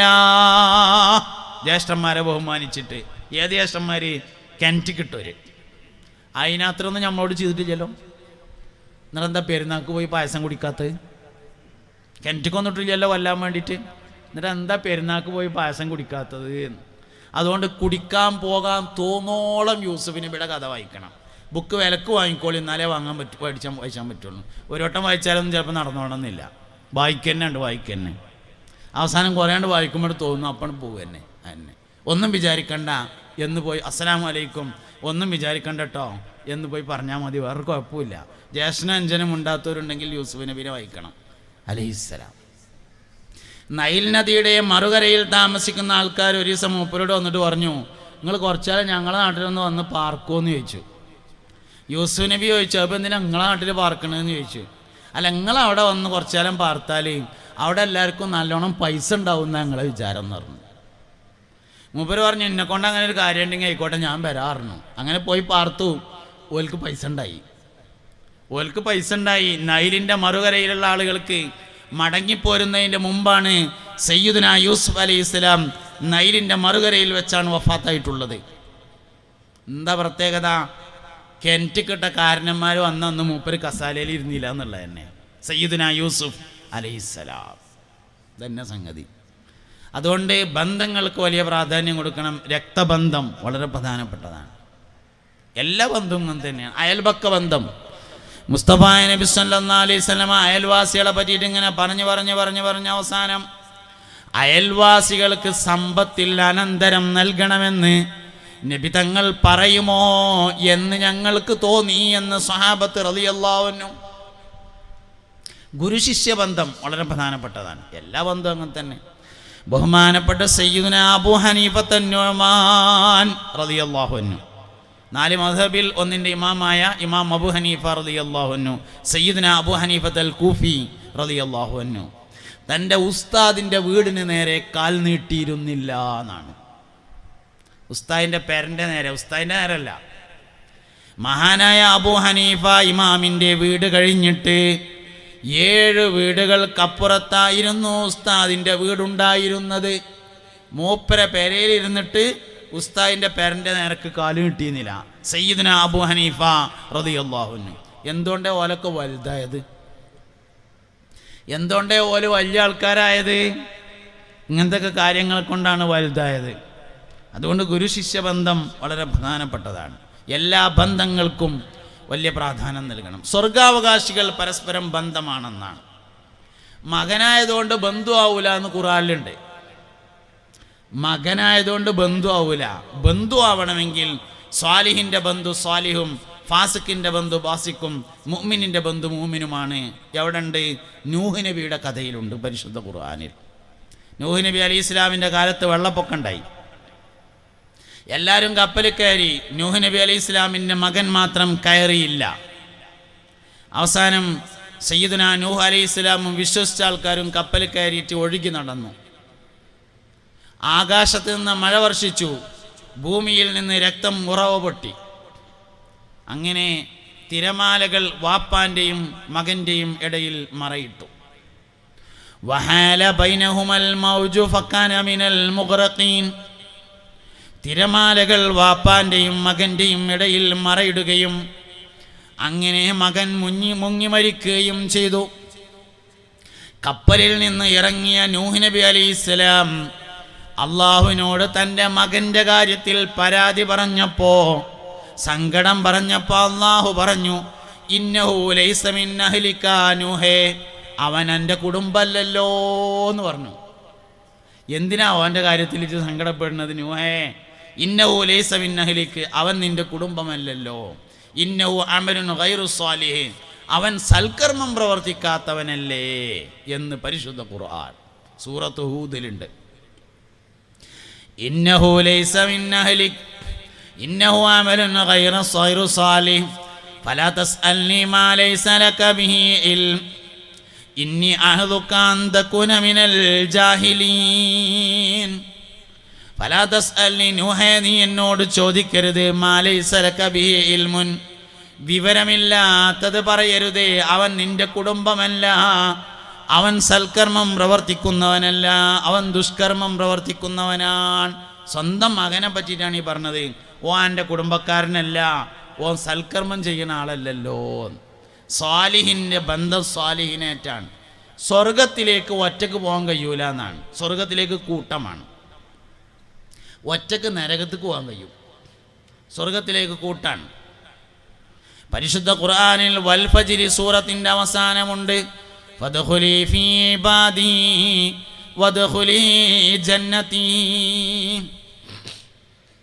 വെയിലത്തൊന്ന് മാറിയിരിക്കും, ഇങ്ങോട്ട് ആ കസാല എടുത്ത് ഇങ്ങോട്ടിരിക്കും. ആടിട്ടോ.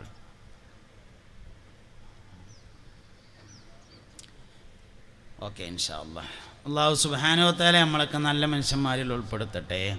നിഴലും വെയിലും ഒരുമിച്ച് കൂടുന്ന സ്ഥലത്ത് ഇരിക്കാൻ പാടില്ല എന്നാണ്. അത് പിശാചിൻ്റെ മക്കാമാണെന്ന്. നിഴലും വെയിലും കൂടി ഒരുമിച്ച് കൂടുന്ന സ്ഥലം. അപ്പോൾ അതുകൊണ്ട് അങ്ങനത്തെ നിന്നൊക്കെ മാറിയിരിക്കണം. സ്കൂളിലോ മദ്രസയിലൊക്കെ ആണെങ്കിൽ കുട്ടികളെ അങ്ങനത്തെ സ്ഥലത്ത് നിന്ന് മാറ്റിയിരുത്തണം എവിടെയാണെങ്കിലും. അല്ലാഹു നാഫിയായ ഇൽമ തരട്ടെ, സന്തോഷത്തിലും റാഹത്തിലും ആക്കി തരട്ടെ. അപ്പോൾ സ്വാലിഹായ മനുഷ്യൻ്റെ ബന്ധു എന്ന് പറയുന്നത് സ്വാലിഹായ മനുഷ്യനാണ്. കാഫിറിൻ്റെ ബന്ധു കാഫിറാണ്, മുഅ്മിൻ്റെ ബന്ധു മുഅ്മിനാണ്. ഫഅമ്മാ മൻ ഊതിയ കിതാബഹു ബിയമീനിഹി ഫസൗഫ യുഹാസബു ഹിസാബൻ യസീറാ വയൻഖലിബു ഇലാ അഹ്ലിഹി മസ്റൂറാ. നന്മ മുൻതൂക്കമായ ആളുകൾക്ക് അവരുടെ ഏട് വലത് കൈയിൽ മുൻവശത്ത് നൽകപ്പെട്ടാൽ ഫസൗഫ യുഹാസബു ഹിസാബൻ യസീറാ, ഒരു ചെറിയ വിചാരണ അവർക്ക് നേരിടും. അതിനുശേഷം വയൻഖലിബു ഇലാ അഹ്ലിഹി മസ്റൂറാ, അവൻ്റെ ബന്ധുക്കളിലേക്ക് അവൻ ചെന്ന് ചേരും. സ്വർഗാവകാശിയുടെ ബന്ധു സ്വർഗാവകാശിയാണ്. അതാണ് നമ്മൾ പള്ളിയിൽ നിസ്കരിക്കാൻ വരുന്ന ആൾക്കാർക്ക് വഴിതെറ്റൂല എന്ന് പറയുന്നതിൻ്റെ കാരണം. ഇന്നസ്സലാത്ത തൻഹ അനിൽ ഫഹ്ശാഇ വൽ മുങ്കർ, തീർച്ചയായും നിസ്കാരം ഫഹ്ശാ മുങ്കറിനെ തൊട്ട് തടയും എന്ന് പറയാൻ കാരണം, പള്ളിയിൽ ജമാഅത്തിന് പങ്കെടുക്കുന്ന ഒരാളാണെന്ന് വിചാരിക്കുക. ആ ജമാഅത്തിന് കുറേ ആൾക്കാരുണ്ടാവും. എങ്കിൽ ആ പള്ളിയിൽ ജമാഅത്തിന് വരുന്ന മറ്റാളുകൾ മോശപ്പെട്ട കാര്യങ്ങൾ ചെയ്യുന്നതിനെ തൊട്ട് അവനെ തടഞ്ഞു നിർത്തും. തടഞ്ഞു നിർത്തുക എന്ന് പറഞ്ഞാൽ വടിയച്ചാണ് തടുക്കുക എന്നല്ല, ഓന് കഴിയൂല. അതാണ്, ഓനതിന് കഴിയൂല. അതുകൊണ്ട് അതിനൊക്കെ വലിയ പ്രാധാന്യങ്ങളെ നമ്മൾ നൽകേണ്ടതുണ്ട്. ഗുരുശിഷ്യ ബന്ധത്തിന് വലിയ പ്രാധാന്യം കൊടുക്കണം. ഇതുപോലെ തന്നെയാണ് വൈവാഹിക ബന്ധങ്ങൾക്കും വലിയ പ്രാധാന്യം കൊടുക്കണം. എല്ലാ ബന്ധങ്ങളും, അയൽപക്ക ബന്ധങ്ങൾ, സൗഹൃദങ്ങൾ എന്നിവകൾക്കൊക്കെ വലിയ പ്രാധാന്യം കൊടുത്ത്, ഇതൊക്കെ തന്നെയാണ് ശരിക്കും കുടുംബം എന്ന് പറയുന്നത്. ഇനി നമ്മൾ സാധാരണ കുടുംബം എന്ന് പറയുന്നത് അഹ്ല് എന്നതിനാണ്. കു അംഫുസക്കും വ അഹ്ലീക്കും നാറ എന്ന് പറഞ്ഞ അഹ്ല്, അതിൽ വരുന്നത് ഭാര്യയും മക്കളും ഭർത്താവും. നിങ്ങൾ അതിൽ ഒന്നാമത് വരിക ഭാര്യയും ഭർത്താവുമാണ്. അതായത് സ്വർഗത്തിലെല്ലാവരും ഭാര്യയും ഭർത്താവുമായിട്ടാണ് കഴിയുക. മക്കളുണ്ടാവില്ല എന്നാണ്. മക്കൾ വേറെ ആയിരിക്കും. പെൺകുട്ടികളൊക്കെ ഓലെ പുതിയാപ്പൻ്റെ ഒപ്പം കെട്ടിച്ചോടുത്ത്, ആൺകുട്ടികളൊപ്പം ഒക്കെ ഓലെ പെണ്ണുങ്ങളൊപ്പം ഒക്കെ വേറെയാണ്. ഭാര്യയും ഭർത്താവുമായിട്ടാണ്. എവിടെ ഉണ്ട്? സൂറത്തു യാസീനിലുണ്ട്. ഹും വ അസ്വാജുഹും ഫീ ദിലാലിൻ അലൽ അറായിക്കി മുത്തക്കിഊൻ. അവരും അവരുടെ ഇണകളും സ്വർഗത്തിലെ മരത്തിൻ്റെ താഴ്ഭാഗത്ത് ചാരുകട്ടിലിൽ ചെരിഞ്ഞിരിക്കുന്നതാണ് എന്ന് പറഞ്ഞിട്ടുണ്ട്. അപ്പോൾ സ്വർഗത്തിൽ ഭാര്യയും ഭർത്താവുമാണ്. അതാണ് അഹ്ലി എന്നതിൻ്റെ ഒന്നാമത്തെ അർത്ഥം.